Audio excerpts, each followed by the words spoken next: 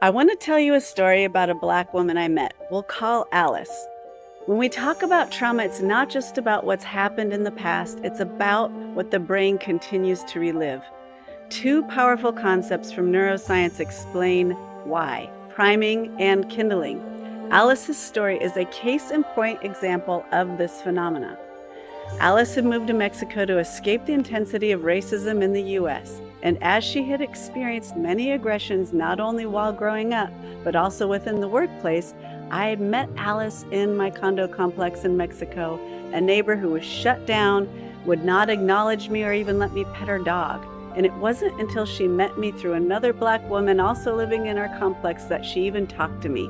During our first conversation, I was describing what I do for a living and talked about my work with Native American reservations and racial trauma. I used the example of being a victim of racism, of a hate crime, and how this initial trauma could become more exacerbated over time through priming and kindling. And that is what started out as, let's say, social anxiety could lead to more severe issues such as agoraphobia. Alice exclaimed, "Oh my God, that's exactly what happened to me." Alice went on to tell me that she had experienced racism her whole life. And when she worked in the men's corporate world in New York as a Black woman in finance, she had experienced, which was something so devastating, that she moved out of the country to recover and has been sequestered in her apartment, not wanting to leave the safety of her own four walls ever since.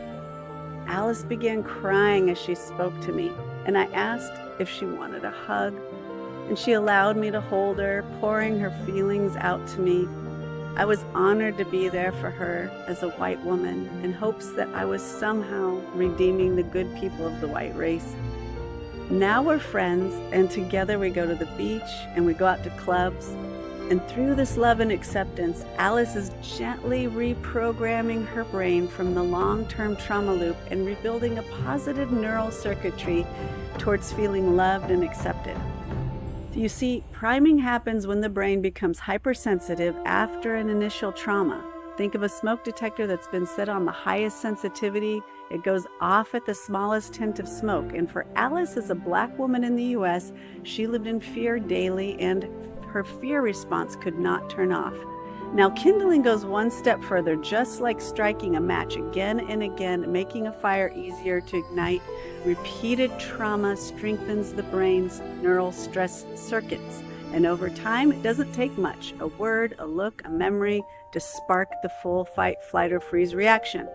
Together, priming and kindling create trauma loops, and when they get stuck, they can lead to chronic anxiety, depression, and even suicidal thoughts. And this is exactly what happened to Alice and many other people of color of all ages and races.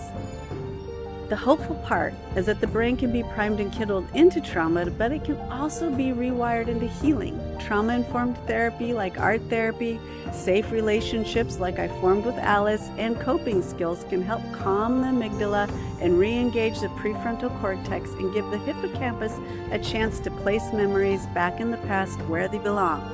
So, understanding priming and kindling reminds us that healing's not just possible, it's biological. What has been wired through trauma can be rewired through safety, compassion, and creativity.